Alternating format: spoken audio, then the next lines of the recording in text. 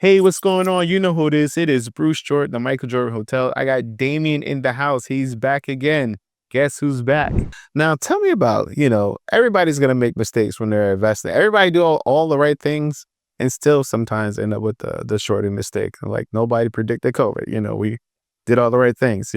So like, what are like the top 5 mistakes that you made when you invested in hotels, and what have you done to correct those mistakes, or what you learned from it? So Kind of like Dave Chappelle did. 4 5 all five have to do. No, I was gonna say all five have to do specifically with, choosing partners. But the first mistake really and truly was, first deal I got into.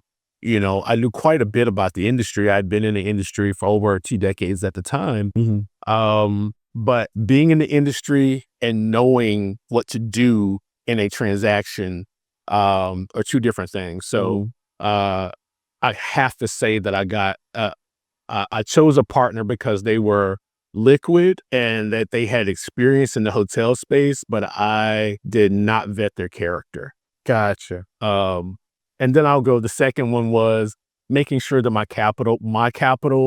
my financial liquidity was strong enough for this particular transaction. The third thing was understanding who I was in the transaction and what position I wanted. Was it an LP or a GP position? The third and the fourth, the right brand at the right time in the right market, and to own and or control more of the deal, i.e. not just being an investor, but being a management company or some asset manager or some other dynamic of the deal. Nice, nice. Now, when it comes to picking partners, what do you do now versus what you did then? Picking partners and selecting who you want to invest your money with, Mhm. it's a lot less like picking a prom date and a lot more like picking a life partner, like a husband or wife. In my case, it would be wife.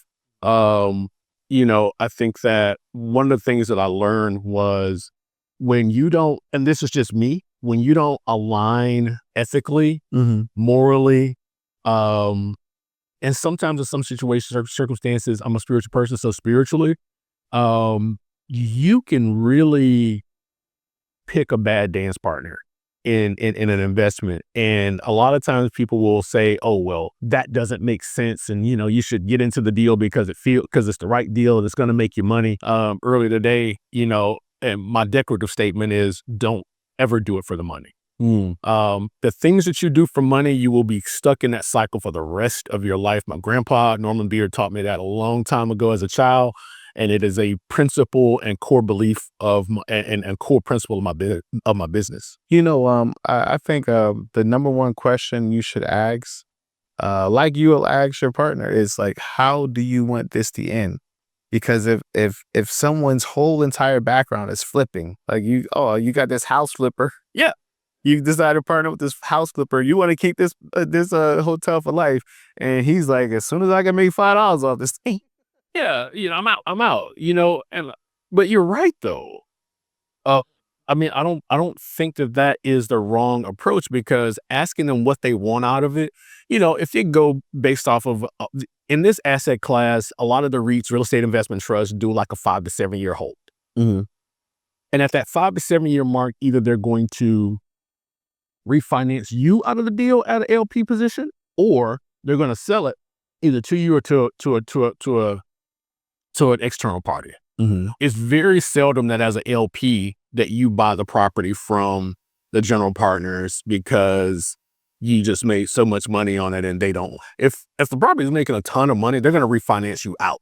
And generally that's why you need to read your investment paperwork, your legal documentation, because you need to know that they can refinance this property without your permission or without your consent, and that whatever they get out of it, they're only responsible with paying you up to the term in which they disclosed to you earlier when you originally signed that agreement.